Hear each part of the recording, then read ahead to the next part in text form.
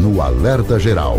Bate-papo político com os jornalistas Luzenor de Oliveira e Beto Almeida. Hoje comigo o professor e advogado Paulo Bacelar. O ano está terminando e na agenda de milhares de cearenses, de milhões de brasileiros, estão os pedidos de benefícios pagos pelo INSS. Hoje eu convidei o professor Paulo Bacelar. Demos uma folga ao jornalista Beto Almeida.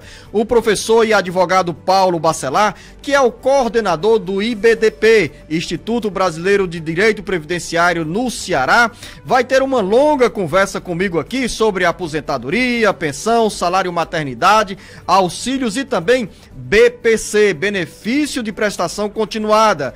Uma das grandes preocupações dos segurados e beneficiários é com as longas filas, com a demora para o INSS dar respostas aos pedidos de correção ou implantação de benefícios. Professor Paulo Bacelar, mais uma vez aqui neste bate-papo, diferente da nossa conversa aos sábados, aqui no Jornal Alerta Geral, para a gente deixar as pessoas que dependem do INSS bem informadas. O ano de 2022 já está no apagar das luzes. O que podemos esperar da Previdência Social em 2023? Seja bem-vindo, bom dia! Paulo Bacelar, o advogado popular. Bom dia, Luzenor, bom dia a todos os ouvintes do programa Alerta Geral. É um prazer estar aqui com você mais uma vez e dizer realmente que algumas mudanças, né, já previstas pela reforma da Previdência já estão preparadas para ser alteradas a partir do momento que virar o calendário para 2023, que as regras de transição da reforma da Previdência, né, que já alteram algumas regras e perspectiva de alteração pelo novo governo de algum ajuste que a reforma da Previdência trouxe de muito prejuízo para o segurado, e a gente espera que seja revisto algumas questões pelo novo governo. Quer dizer que a partir da próxima semana, a partir do dia 1º de janeiro, nós já temos novas regras, principalmente em termos de idade. O que muda, professor Paulo Bacelar, para quem sai de 2022 sonhando com a aposentadoria? Olha, existe a mudança das regras de transição, que a gente chama regra de transição número 1, que é do artigo 15 da emenda constitucional número 103, que é a gente chama de a regra de pontos, né? Em 2022, o homem se aposentava com 35 anos de contribuição no mínimo e 99 pontos. A mulher, ela se aposentava com 30 anos de contribuição no mínimo e 89 pontos. Os professores com 33 anos de contribuição, com 94 pontos o homem, e a mulher com 28 anos de contribuição e 84 pontos a professora, né, mulher professora. E em 2023, essa pontuação pula para um ano, um ponto a mais, né, em 2023, então o homem vai passar a precisar de 35 anos no mínimo de contribuição e 100 pontos. O homem, 35 anos de contribuição no mínimo e 100 pontos.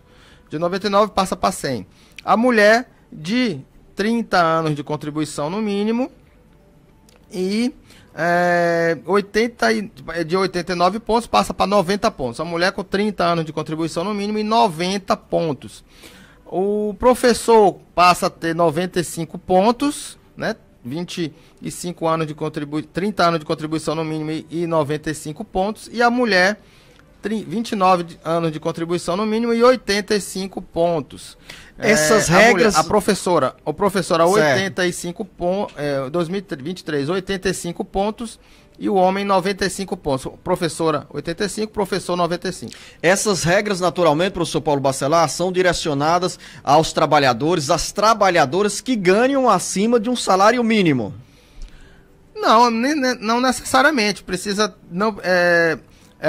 uma pessoa que pode ser salário mínimo, mas que não se aposentaria com a idade de 65 anos o homem e 62 anos a mulher, né? Ela se aposentaria com a pontuação, que poderia ter uma idade menor do que a idade máxima, aliás, a idade mínima, que é da regra de 16, a regra do artigo 16, que aí já é a idade mínima.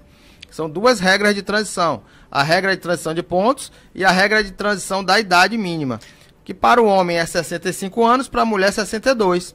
Mas também aumenta a pontuação para quem vai se aposentar com menos idade do que essas duas, 62 anos de idade a mulher, 65 anos de idade o homem. Porque quando 16. Eu faço referência ao salário mínimo, né, eu cheguei a me ater aqui aquela regra que tem lá, com 15 anos de contribuição e aos 62 anos de idade a mulher pode pedir a aposentadoria ao INSS. E no caso do homem, 15 anos de contribuição e 65 anos de idade. Sim, aí sai a regra de idade, que são 3 regras. Regra de transição número 1, que é a regra de pontos, essa que eu passei agora.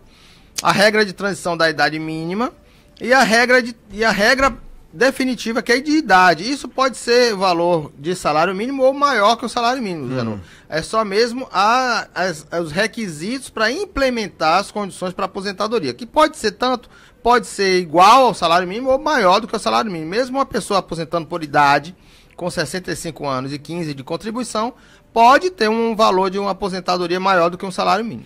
Professor Paulo Bacelar, e quando a gente fala sobre idade, temos aí, eu já me antecipei aqui, em 2022, a mulher poderia pedir a aposentadoria aos 61 anos de idade e 6 meses. Agora, em 2023, nós temos 6 meses a mais, ou seja, 2023, a mulher, para pedir a aposentadoria com 15 anos de contribuição, deve apresentar pelo menos 62 anos de idade. Isso mesmo, professor Paulo Bacelar? Isso já é a regra de idade mínima para o homem, que 65, e a mulher que tinha a idade de 60 anos, né, e 15 de contribuição, mas a idade de 60 anos em 2019, a partir de 2020 passou a aumentar meio ano a cada ano, né, 6 meses a cada ano. Em 2022 era 61 anos e meio, e agora em 2023 pula para 62 anos e fica a regra definitiva. A partir de 2023 a regra passa a ser para todas as mulheres se aposentarem com 62 anos de idade. Olha como o tempo passa, né? Em 2019 a gente previa essa idade, essa regra de transição acabar em 2023 e já estamos chegando aí nessa regra de transição final. Professor Paulo Bacelar, e para os milhares de ouvintes, as milhares de ouvintes em todo o Brasil que nos acompanham pelas emissoras que retransmitem o Jornal Alerta Geral ou pelas nossas redes sociais do Ceará Agora e trabalham no campo. O que muda em 2023? Ou para os trabalhadores rurais, para as trabalhadoras rurais, nada muda, as regras são as mesmas, professor Paulo Bacelar? Não, as regras não mudaram, tanto para a aposentadoria rural do homem e da mulher, como para a pessoa com deficiência, Luciano. Também tem uma lei, que é a Lei Complementar 142, de 2013, que é a aposentadoria por idade da pessoa com deficiência e a aposentadoria por tempo de contribuição da pessoa com deficiência, que não foram alteradas pela reforma da Previdência. E também a aposentadoria rural. O homem rural se aposenta com 60 anos de idade, com efetiva comprovação da atividade rural por 15 anos, e a mulher se aposenta com 60 anos de idade, também com a comprovação de 15 anos de efetivo exercício da atividade rural. Não foram alteradas pela reforma, em 2023 também essa regra não será alterada.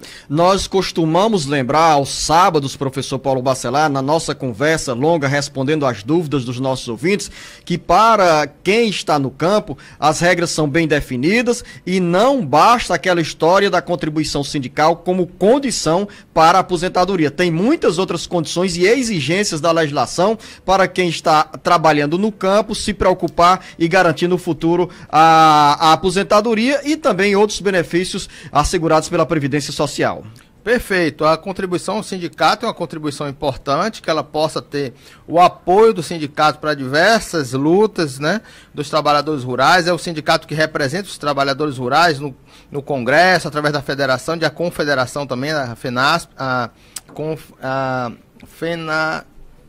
Federação Nacional dos Agricultores Familiares, FETRAES, né? FETRAES. Então, essas instituições são importantes para buscar direitos dos trabalhadores rurais, mas não aposenta as pessoas apenas com a contribuição aos sindicatos. É uma contribuição importante, ela serve como indício de prova material. É lógico que se ela for para a justiça, o juiz, sabendo que a pessoa era sindicalizada, vai ter uma dúvida se ela era...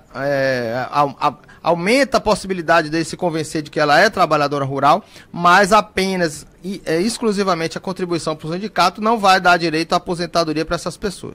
Hoje a nossa conversa é bem especial aqui com o professor e advogado Paulo Bacelar sobre os direitos previdenciários, sobre os benefícios que você, trabalhador, trabalhadora, seja da área rural ou da zona urbana, tem direito junto à Previdência Social. Nós abrimos esse espaço até mesmo como despedida dos nossos trabalhos aqui no Jornal Alerta Geral com o professor e advogado Paulo Bacelar. Daqui a pouco eu volto nesta conversa para informá-la sobre o que virá de mudanças ou quais são as ações e as expectativas que o professor Paulo Bacelar tem nessa área da Previdência Social no primeiro ano do novo governo, do novo ciclo de poder que começa agora, no dia 1º de janeiro, com o presidente Luiz Inácio Lula da Silva. Daqui a pouco.